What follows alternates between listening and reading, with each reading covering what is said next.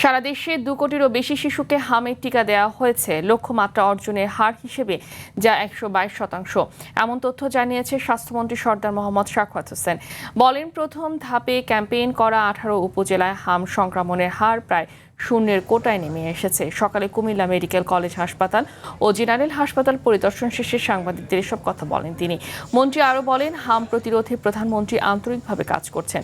আক্রান্ত শিশুদের রক্ষা এবং কোনো মায়ের বুক যেন খালি না হয় তা নিশ্চিত করাই সরকারের প্রথম অগ্রাধিকার বলেও জানান স্বাস্থ্যমন্ত্রী।